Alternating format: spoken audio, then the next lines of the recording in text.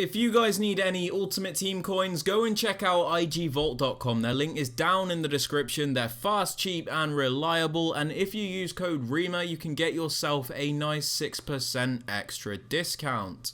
So what's going on, guys? My name's Ash and welcome back to a brand new video on the channel. In today's video, guys, I've got some 4-4-2 tactics for you guys. This is the formation with the centre mids, not the CDMs. I'll talk a bit about why I chose the centre mid version instead of the CDM version in a little bit. But yeah, these tactics have really helped me gain my skill rating back, because I actually dropped down to like 1700 skill rating a couple of days ago, and I was using the 4-2-3-1 as my main formation. And I realized it just wasn't effective enough. It wasn't efficient at creating chances.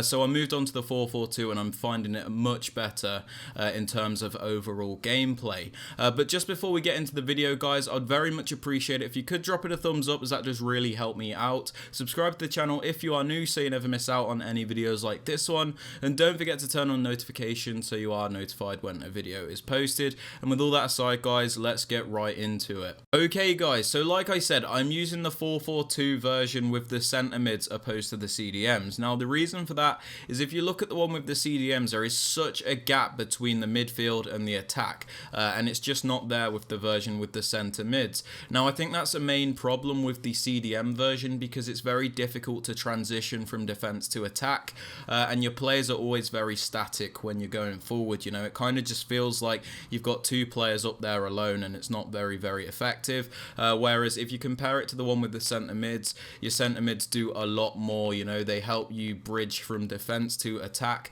and you know, the pitch is a lot more covered, so that's why I've gone with this version. But yeah, let's get right into the tactics, guys. Alright, guys, so these are the tactics that I am using. You can copy them down if you want to, but we're just going to talk about why I have them in this way, and then we'll move on to the player instructions. But to start off, guys, we have our defensive style on balanced, and that's because balanced is what you want when you're defending. You know, the 4-4-2 is quite a well-balanced formation. You don't want to be pressing too much with it. You don't want constant pressure all the time, because it pulls your players out of position when it's unnecessary. And if you do want to press your opponent, it's very easy to use second man press, so you can just use that. It also means your players don't drop back too much, because obviously if you have it on drop back, it's very difficult to press your opponent and win the ball, which is not what you want. So by having it on balance, you have an option of all the defensive styles whenever you want, and I find it very, very effective. Okay, guys, so for defensive width, I actually like to have this on 50. This is just the standard setting, and it's because when you're defending, you don't want your players to get, you know, too narrow. You don't want it so your opponent can just run down the wing and cross it in, but you also don't want them so wide that there is massive gaps in between your defense, because it's very easy to play through then. So by having it on 50, it puts your players in a weird position where it's hard for your opponent to play down the wing, but it's also difficult for them to play through the middle. So if you guys haven't given this a try, I suggest it, because it's hard for your opponent to work it out. Now for depth, guys, I kind of just set this number by accident, but it's been working absolutely perfect for me. Like, depth doesn't seem to have too much of an effect with the way defending is at the moment. It feels a little bit broken, but the reason I have it on 52 is because I felt like 55 was a little bit too high. It was a little bit too easy to get the through ball played on you. But the reason I like 52 is because it's not too far back, so your team's not pinned back all the time, but it's not so high that you get through balls played through all the time. So I kind of just set this number at random, but I actually really like it, so I suggest you guys give it a try if you haven't already. Okay, guys, so when it comes to build-up play and chance creation, you guys who have watched my videos know I'm usually quite a balanced player. I don't usually like to, you know, fix these settings in a certain way. You know, I like to leave it on balanced a lot of the time, but, you know, because I've been playing the PS5 version a lot, I've noticed it can be difficult for your players to get in those pockets. It can be difficult to break down that AI defense, because it is very strong in this game. So what I've done is I've actually put this on fast build-up, because like I said, with the center mids and the way this formation is set up, it's a lot easier to transition from the back to the front, and I'm actually finding it where driven passes, the R1X passes, are a lot more effective than just pressing X. They feel a lot more accurate and successful a lot of the time. So by having fast build up, it allows you to take advantage of that, and you can go from your defense to attack very, very quickly. So it's been very, very good for me, and I suggest you guys give it a try, because honestly, I don't know what's wrong with passing, but it feels so much easier to just ping a pass with R1 and X than to just, you know, play it slow and press X. I don't know why that is, but it just seems to be the case.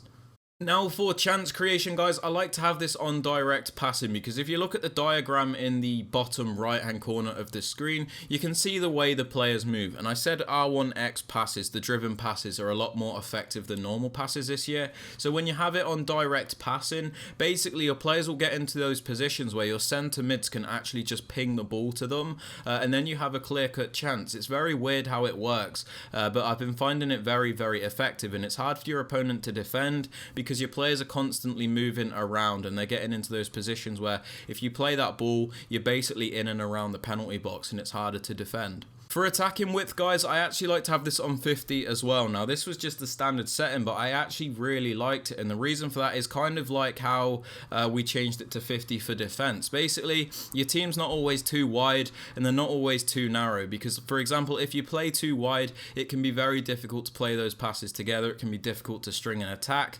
And obviously, if you're too narrow, there's not any width in the team. So if your opponent is like boxing you in, if they're pressing you, it's very difficult to actually create anything. So by having it on 50, it gives basically the right mid and left mid more freedom, so they can come inside or they can just play out wide. I'm finding it very, very effective. So if you guys haven't tried this, I suggest just giving it a go. You know, you can always alter these tactics to your needs. For example, if you want to play wider, you can go ahead and do that, but I'm finding 50 to be very good at this point in time.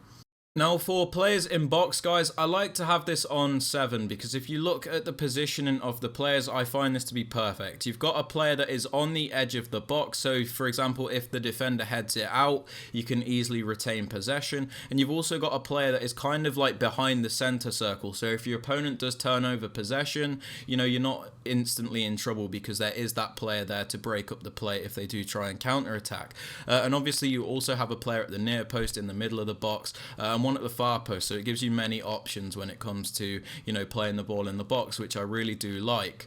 For corners, guys, I used to have this on 3, but there's a corner tactic that seems to be very effective at the moment, and it involves passing it to the edge of the box and then playing across first time.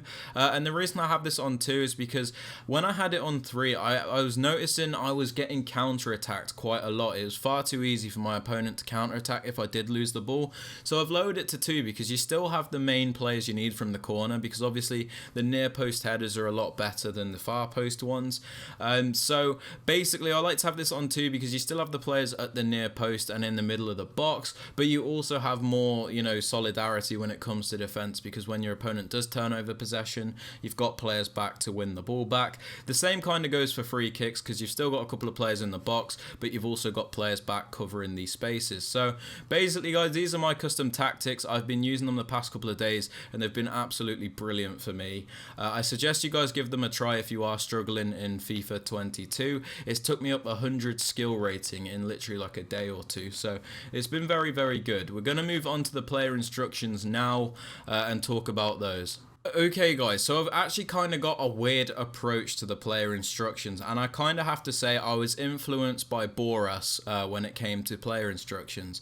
And he basically said the less instructions you use, the better, because when there is a problem, it's easier to diagnose. And I completely agree with that, because let's say you have all these settings on your players and you don't know what's going wrong when it comes to losing games. You don't really know what to change because you don't know which area, you know, is wrong. Whereas if you leave the instructions on like balanced, or you just leave them alone most of the time, it's a lot easier to figure out what the problem is, because, you know, you can just change a couple of settings to fix that. So starting off, guys, I just leave my strikers alone. The reason for this is because you don't want to have them on getting behind or something like that, because it makes them very one-dimensional, and that is very predictable for your opponent. For example, if I just had these on getting behind, yeah, it sounds really good, but what happens if my opponent just starts marking the balls in behind? You know, it's very difficult to create anything then, because the only runs your attackers are making are to getting behind. So I like to have this on mix, because they get into multiple different positions where, you know, they could come short for a pass,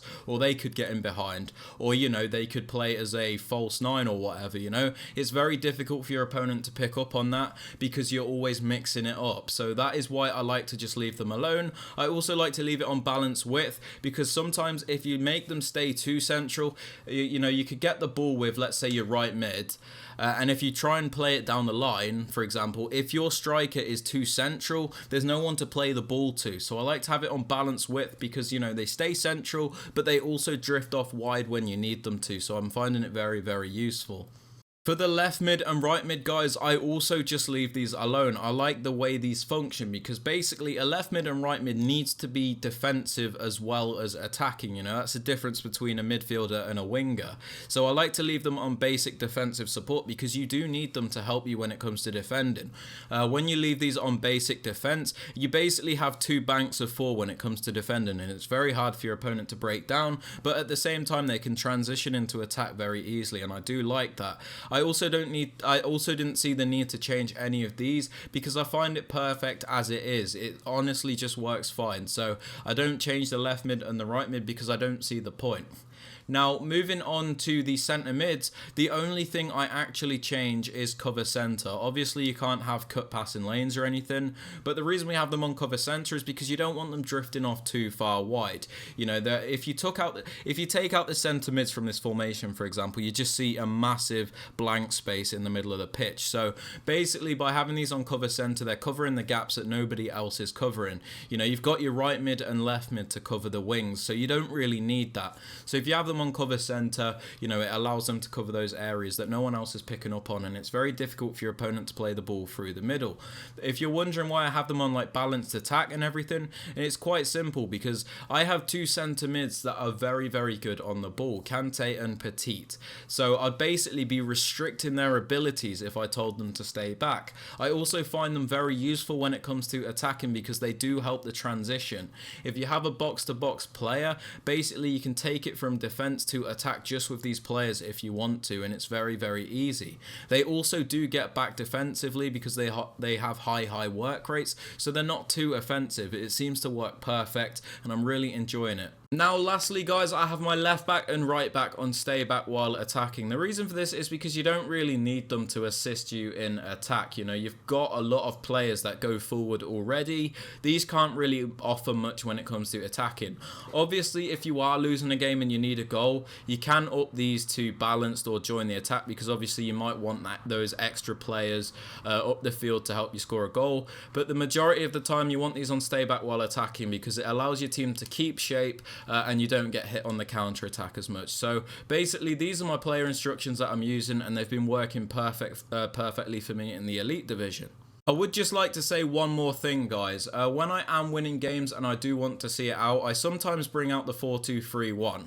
I have made a video on my tactics for the 4-2-3-1. I do like it defensively, so if I am trying to see out a game, I will use the 4-2-3-1. So if you guys do want to see those tactics, make sure you click the card in the top right-hand corner of the screen and you'll be taken right to it. But yeah, that is everything for the video, guys. If you have found it useful or informative, I would appreciate it if you could drop it a thumbs up, as that really does help me out. Also, subscribe to the channel if you are new so you never miss out on any videos like this one. Don't forget to turn on notifications so you are notified when a video is posted. And with all that aside, guys, I hope you have a fantastic rest of your day, and I will catch you all later. Peace.